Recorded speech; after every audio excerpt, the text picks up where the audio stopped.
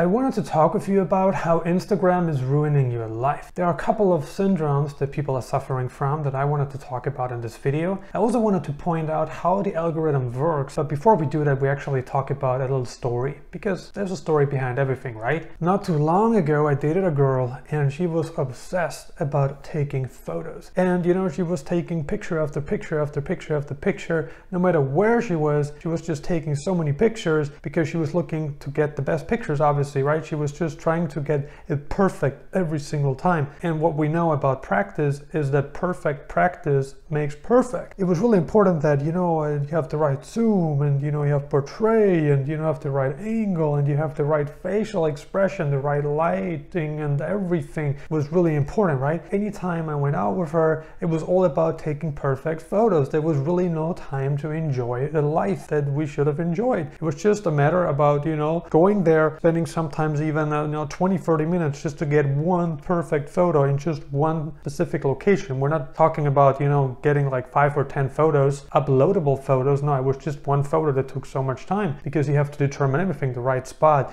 you know, the lighting was important, and you know that everything is perfect, you know, the angle, and just, you know, the right background, and everything was so important that, you know, she actually forgot, you know, that there is such a thing as enjoying life, and it was all about taking the photos. Anyway, the point I'm trying to make here is, okay, it's fine to take some photos, and you should be taking photos because it's really important. You want to go somewhere, enjoy yourself, and take photos so you have memories of that place. That's important, right? But if it's more about taking photos than it is actually about enjoying the place, that's when you find yourself in trouble, because you value something else more, which is what other people think about the places you went to, which is not as important as the experiences that you had. And that was an experience where I thought, wow, I never want to go for this again. It's important to take nice photos, but it doesn't need to be this perfect. Let's talk about the syndromes, because there's quite a few syndromes that people fall victim to. The happy syndrome. You know, if you take a look at Instagram, very rarely someone's going to upload a photo where they're not happy. It's all about being happy, all about, you know, being fully in the moment, really enjoying your life, because, you know, that's what Instagram is all about. It's not about showing your frustration, it's not about showing your failures, it's all about showing your successes, how happy you are in the moment. So you see people that are happy, you know, they're visiting, you know, the best places, you know, they're going to all these locations, and you see that they're having such a great time, and you are, you know, viewing photo after photo after photo. You yourself, you're blocked in a little studio apartment, and you feel like, wow, what the hell am I missing out on? You know, why am I not living this life? As a matter of fact, you're only seeing the 1% of the enjoyable moments this person has, maybe even less than 1%, but you're not really seeing the 99% that's underneath that.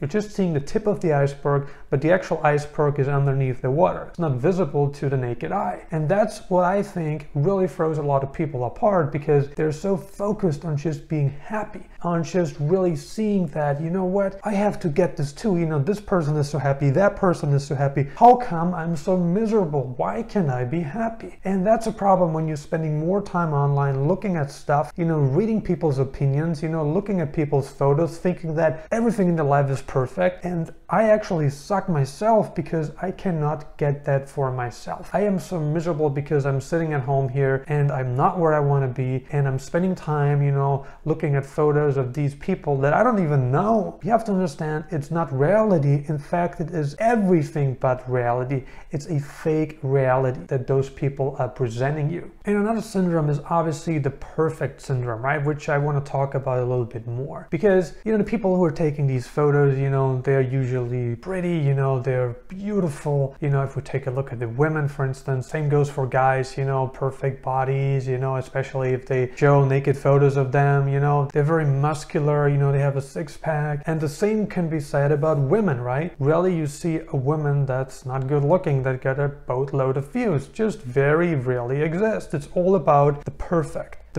So you feel yourself, okay, if I don't have a perfect body and I see the photos of this dude who has a perfect body, you know, he's more muscular, he's perfectly built, you know, just a force of nature when it comes to physical, you know, looks. You feel yourself that, wow, why don't I look like that? Why don't I go to the gym every single day and try to do the same? Because you think, well, I actually could, but maybe I'm a lazy dude and I can't do it because I have other priorities, sitting on the sofa eating bonbons. And that's, of course, a problem. So don't get confused about this, right? It's not about you looking perfect. It's not about you being in the perfect location, you know, like those people present you, how it should be. It's more about actually enjoying what you're doing. It's not about it being perfect and nothing like that. And of course, the everyone likes me syndrome, because that's the goal of Instagram, right? The goal of Instagram is to get as many likes, as many hearts, as many comments as possible.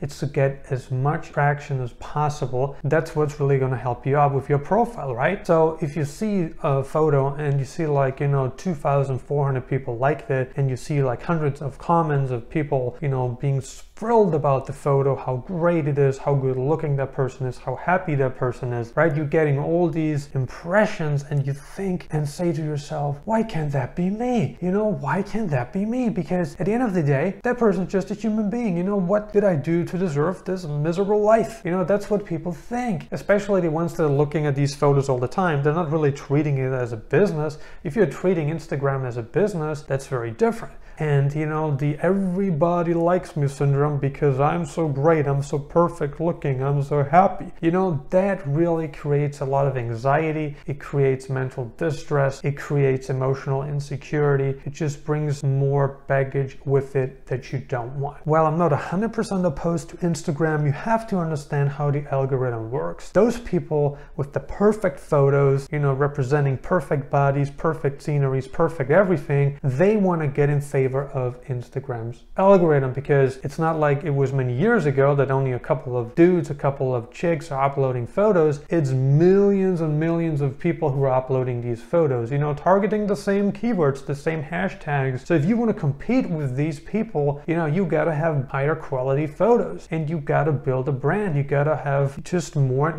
more content, right? More and more photos. And how you do that is, yeah, by just really focusing on the algorithm, what the algorithm likes. That's what it's all about, because if you as a creator have success on Instagram because you got in favor of the algorithm, you know, more and more people will eventually see your images, your photos, and get influenced by them. So that's what it's all about. It's the same with YouTube. YouTube promotes whatever YouTube thinks is going to increase retention rate, is going to increase the amount of minutes spent per user per day on the site. You know, the more minutes, the more hours a user spends on YouTube, the more likely it is for YouTube to show that video to a larger audience. That's just how the algorithm works. And with Instagram, it's all about, you know, who wants to see what, who engages, you know, and you have to understand that this is how it works, and that influencers will do everything and anything to get into that spotlight. And of course, Instagram is just one social media site. You know, we could say the same about Facebook, we could say the same about TikTok, about YouTube. You know, they also have certain problems, right? But I wanted to get your opinion now. Is Instagram really ruining people's lives?